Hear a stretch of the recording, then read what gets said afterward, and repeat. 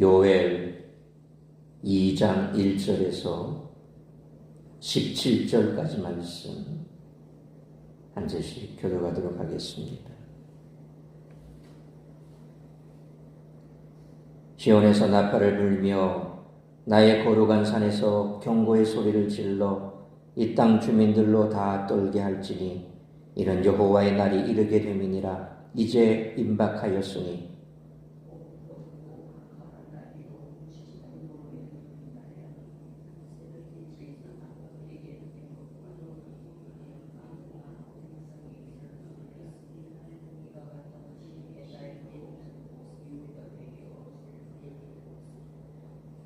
불이 그들의 앞을 사르며 불꽃이 그들의 뒤를 태우니 그들의 예전의 땅은 에덴 동산 같았으나 그들의 나중의 땅은 황폐한 들 같으니 그것을 피할 자가 없도다.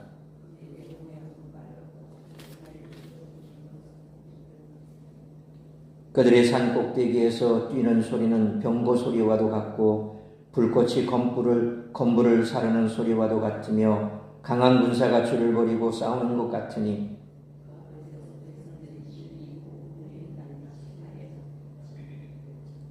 그들의 용사같이 달리며 무사같이 성을 기어오르며 각기 자기의 길로 나아가되 그 주를 이탈하지 아니하며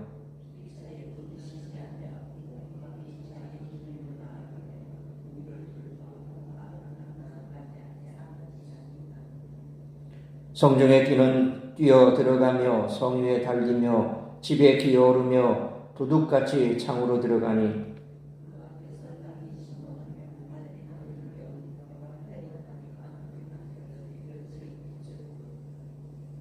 여호와께서 그의 군대 앞에서 소리 지르시고 그의 진영은 심히 크고 그의 명령을 행하는 자는 강하니 여호와의 날이 크고 심히 두렵도다. 당할 자가 누구이랴.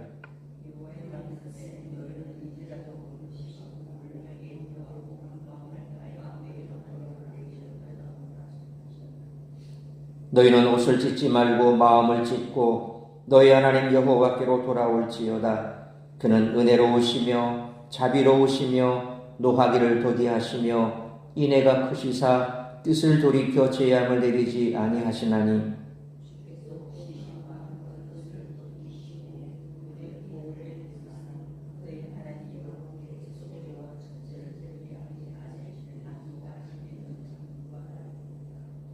너희는 시온에서 나팔을 불어 거룩한 금식일을 정하고 성회를 소집하라.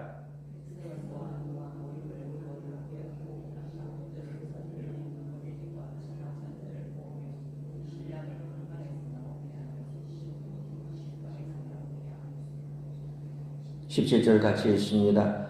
여호와를 섬기는 제사장들은 낭실과 제단 사이에서 울며 이르기를 여호와여 주의 백성을 불쌍히 여기소서. 주의 기업을 욕되게 하여 나라들로 그들을 관할하지 못하게 하옵소서. 어찌하여 이방인으로 그들의 하나님이 어디 있느냐 말하게 하겠나이까 할지어다. 아멘.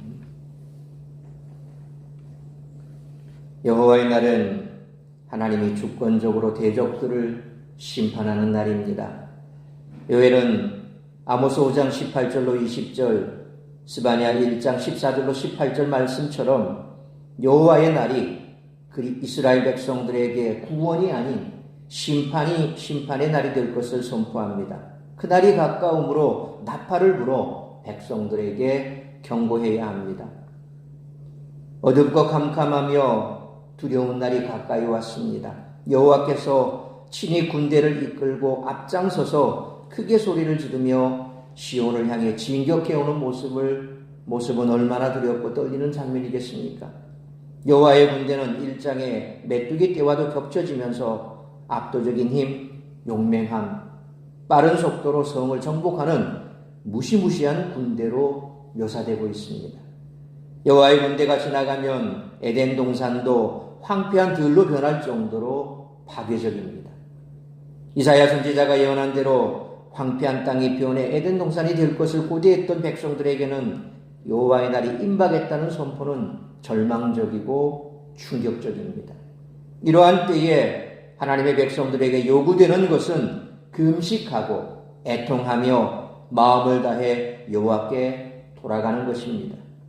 예레미야 29장 11절 말씀처럼 하나님의 뜻은 재앙이 아니라 미래와 희망을 주는 것이기에 형식적인 회개가 아닌 마음을 찢는 내적 변화를 통해 하나님께 돌아가야 합니다. 하나님의 백성에게 소망이 있는 것은 하나님의 변함없는 성품 때문입니다. 이스라엘이 시내산에서 언약을 맺고 얼마 지나지 않아 황금송아지를 만들어 하나님을 경노하게 했을 때에도 모세의 기도를 들으시고 출애굽기 34장 6절로 7절 말씀처럼 이스라엘을 용서하시고 당신의 영광을 계시하셨던 은혜와 자비의 하나님이 이제도 뜻을 돌이킬 수 있기 때문입니다. 그래서 국가적 위기의 때에는 젖먹이에서부터 신랑 신부에 이르기까지 누구도 예외 없이 하나님의 자비를 구해야 합니다. 따라서 메뚜기 재앙과 가뭄, 유다 땅을 황폐케 했던 대적의 침공보다 더 두려운 여호와의 날이 임박한 때에 하나님 백성의 참된 회개와 간구는 저주와 심판에서 축복과 구원으로 전환되는 계기가 되는 줄 믿으시기를 바랍니다. 보통 구약에서 여호와의 날은 하나님이 대적을 물리치시고 이스라엘에게 승리를 주시는 날을 지칭하는 표현으로 자주 쓰입니다. 그런데 오늘 본문에서는 오히려 하나님이 이스라엘을 대적으로 삼으셔서 침공해 오시는 날을 가리킵니다. 유다와 예루살렘이 가나안 족속처럼 여겨져 심판의 대상이 되었습니다.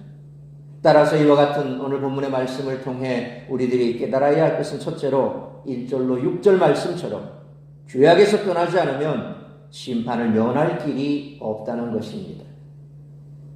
1절 상반절 말씀처럼 거룩한 산 시온에서 경고의 나팔 소리가 들리며 하나님의 전쟁이 시작됩니다. 그런데 모세오경에서 이스라엘을 지칭할 때 주로 쓰인 백성이란 뜻의 암이라는 말이 2절 상반절 말씀처럼 대적을 지칭할 때 사용되고 가나안 족속들을 지칭할 때 주로 쓰인 1절 하반절에 주민들이라는 뜻의 요시베라는 말이 이스라엘을 지칭하는데 사용되고 있습니다. 2절 하반절로 3절 말씀처럼 전무후무한 힘을 가진 이스라엘의 대적들은 불 이미지로 묘사되고 그들은 에덴 동산 같은 땅을 마치 심판을 당한 소돔처럼 황폐한 들로 만들고 맙니다. 그들은 4절로 6절 말씀처럼 말을 타고 활을 휘두르는 무서운 군대였습니다. 요엘 선지자는 이런 표현을 통해 이스라엘에게 하나님이 무조건 자기들 편이라고 생각하지 말라고 경고하며 이스라엘도 마치 소돔이 불로 심판당했던 것 같이 강력한 군대로 심판당할 수 있다고 선포하고 있습니다. 그러므로 죄악에서 떠나지 않으면 심판을 면할 길이 없으므로 경각심을 가지고 말씀에 순종하며 죄악에서 떠나 거룩한 삶, 구별된 삶을 살아가는 우리 모두가 되시기를 축원합니다. 두 번째로 7절로 11절 말씀처럼 하나님은 죄인의 편에 서지 않으신다는 것입니다. 이스라엘 대적하는 군대는 7절 말씀처럼 용사들로 구성된 정예부대입니다. 성을 기어오르고 각기 자기 길로 나가되 주를 이탈하는 법이 없는 잘 훈련된 군대이며 8절 말씀처럼 적의 무기를 돌파하고 나아가지만 상하지 않고 9절 말씀처럼 성중으로 뛰어들어가고 성 위에서 달리고 집에 기어오르고 도둑같이 창으로 들어가는 용사들로 10절 말씀처럼 그 앞에서는 땅과 하늘과 해와 달과 별이 그 빛을 거둘 정도라고 표현하고 있습니다. 무엇보다 놀라운 것은 11절 상반절 말씀처럼 여호와께서 이 군대의 대장이 되셔서 앞에서 소리를 지르고 계시다는 사실입니다. 요엘 선지자는 또다시 11절 하반절 말씀처럼 여호와의 날이라는 표현을 사용하면서 본래 여호와의 날에 이스라엘의 대적들에게 일어났던 일들이 오히려 이스라엘에게 임했다는 당혹감을 강조하고 있습니다. 하나님은 죄인의 편에 서지 않으십니다. 그러므로 우리가 바로 서 있지 않고 죄 가운데 머물러 있어도 하나님이 우리 편이 되어주시리라는 안일한 생각을 버리고 하나님의 선하시고 기뻐하시며 온전한 뜻이 무엇인지 묻고 하나님 편에 서서 하나님의 뜻을 이루는 삶을 살아가는 우리 모두가 되시기를 축원합니다. 세 번째로 12절로 17절 말씀처럼 절망적인 상황에서도 소망을 가지고 하나님께 기도해야 한다는 것입니다. 하나님은 여호와의 날에 이스라엘에게 등을 돌리셨지만 그럼에도 12절 말씀처럼 금식하고 울며 애통하고 마음을 다하여 돌아오는 자를 기다리신다는 것입니다. 선지자는 13절로 14절 말씀처럼 마음을 찢고 하나님께 돌아오라고 가르치며 출애굽기 34장 6절 말씀처럼 금송아지를 숭배한 조상들도 용서하셨던 하나님을 기대하게 하고 있습니다. 그리고 15절 말씀처럼 다시 시온에서 나팔을 부는데 이는 전쟁의 나팔이 아니라 금식과 성회를 선포하는 그런 나팔을 붑니다.